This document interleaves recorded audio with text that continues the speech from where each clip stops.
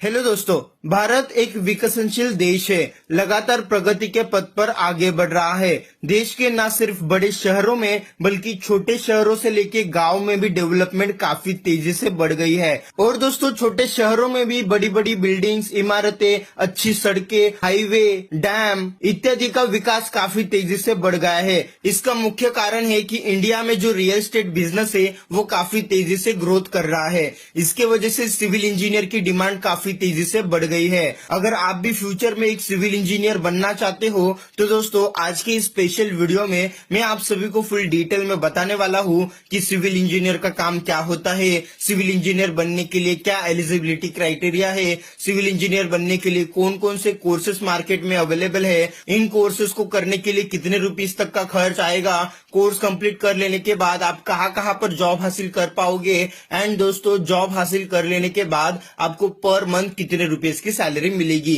इन सभी चीजों के बारे में मैं आपको इस वीडियो के अंदर विस्तार में और डिटेल में बताने वाला हूँ। और दोस्तों, आपके मन में कोई भी एक शंका है जो इस वीडियो के अंदर मैंने कवर नहीं की है तो दोस्तों आप बिंदास मुझे इंस्टाग्राम पर पर्सनल मैसेज भेज सकते हो। और दोस्तों, आप सभी लोग जानते ही है कि मैं आप सभी के कमेंट्स का तो रिप्लाई देता हूँ, साथ ही साथ दोस्तों इंस्टाग्राम पर जो भी स्टूडेंट मुझसे पर्सनल मैसेज करते हैं उन सभी स्टूडेंट्स का आंसर भी मैं इंस्टाग्राम पर दे देता हूँ। तो चलो दोस्तों, इस वीडियो की शुरुआत करते हैं और जान लेते हैं सिविल इंजीनियर कैसे बने।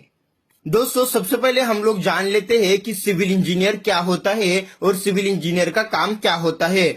दोस्तों, सिंपल भाषा में कहे तो सिविल इंजीनियरिंग एक तरह का प्रोफेशनल इंजीनियरिंग कोर्स होता है जिसकी पढ़ाई पूरी करने के बाद आप एक सिविल इंजीनियर बन जाते हो। सिविल इंजीनियर का काम डिजाइनिंग, कंस्ट्रक्शन, रोड बनाना, बिल्डिंग्स बनाना, घर बनाना, डैम्स बनाना और कंस्ट्रक्शन से रिलेटेड होता है। मतलब जो भी प्रोजेक्ट आपके हाथ में आने वाला है उस प्रोजेक्ट का डिजाइनिंग कैसे होगा, वो रोड कैसे बनेगा, उसमें क्या क्या सामान लगेगा इत्यादि से सारी कामें एक सिविल इंजीनियर की होती है, जो एक बहुत ही बड़ा और जिम्मेदारी वाला काम होता है।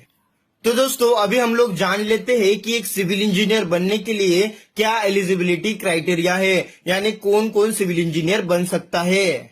तो दोस्तों, एक जूनियर सिविल इंजीनियर बनने के लिए आपको मिनिमम 10 पास होना होगा। और अगर दोस्तों आपको एक सीनियर और एक प्रोफेशनल सिविल इंजीनियर बनना है तो उसके लिए आपको अपनी 12वीं साइंस की स्ट्रीम से पास करनी होगी। और साइंस की स्ट्रीम में आपके पास फिजिक्स, केमिस्ट्री एंड मैथ्स ये 3 सब्जेक्ट होना कंपलसरी है।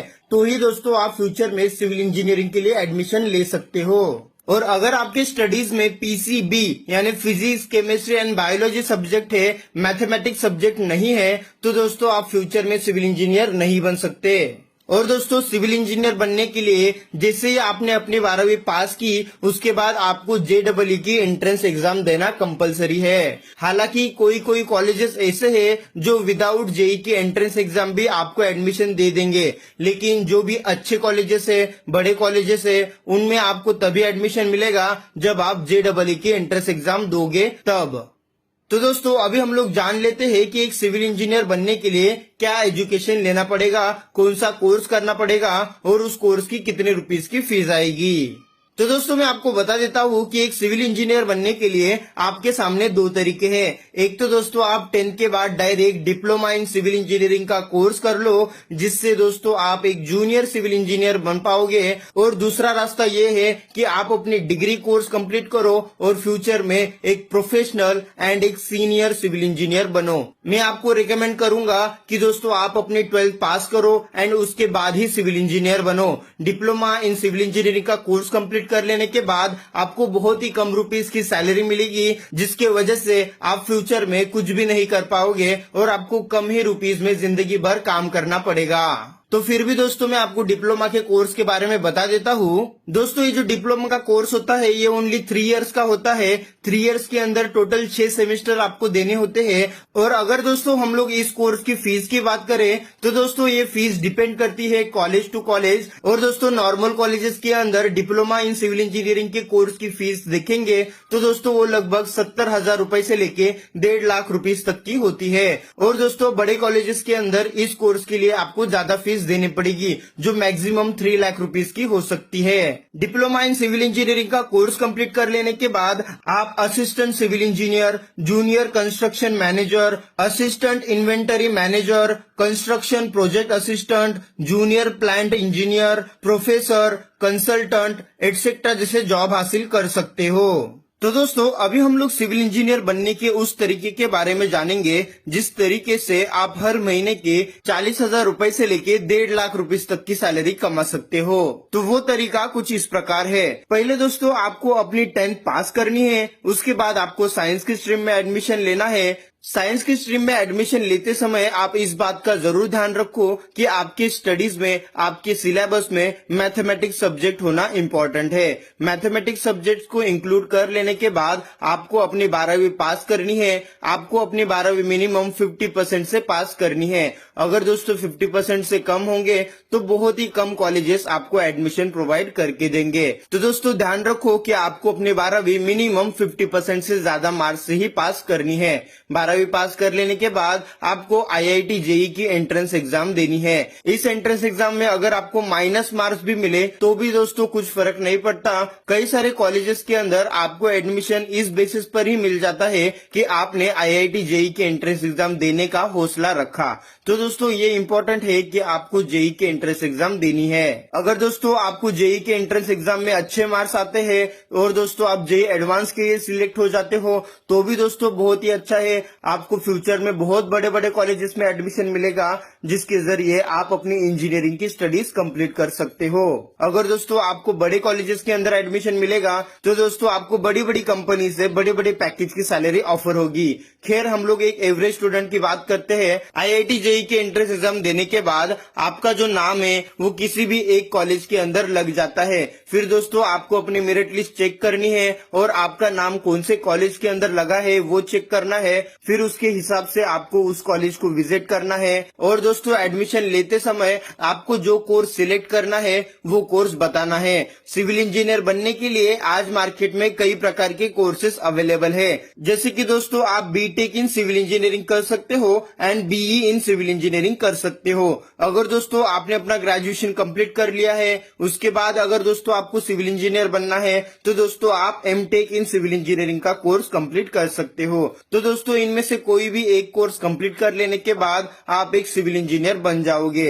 बीटेक इन सिविल इंजीनियरिंग और BE इन सिविल इंजीनियरिंग बहुत ही ज्यादा पॉपुलर कोर्सों में से एक है जो बहुत सारे स्टूडेंट्स करते हैं जिनको भी एक सिविल इंजीनियर बनना है।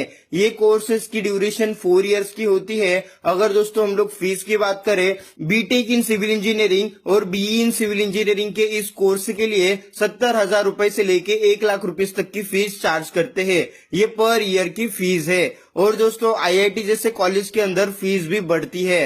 तो दोस्तों इस कोर्स की ड्यूरेशन 4 इयर्स की होती है। तो उसके अनुसार एक सिविल इंजीनियर बनने के लिए आपको लगभग 3.5 लाख रुपए से लेके 6 लाख रुपए तक की फीस देनी पड़ती है।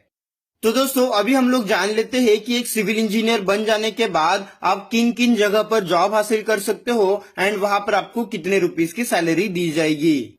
तो दोस्तों जैसे कि मैंने आपको पहले ही बताया था कि सिविल इंजीनियरिंग में काफी अच्छा करियर स्कोप है। इसमें प्राइवेट के साथ साथ अच्छी सरकारी नौकरियां भी मिल सकती है। कंस्ट्रक्शन और रियल एस्टेट से जुड़े फील्ड्स में जॉब्स की बिल्कुल भी कमी नहीं होती। तो दोस्तों सिविल इंजीनियरिंग के पोस्ट पर आपको जॉब्स भर भर कर मिलेंगे। यहाँ पर आपको जॉब्स की बिल्कुल भी कमी नहीं होगी।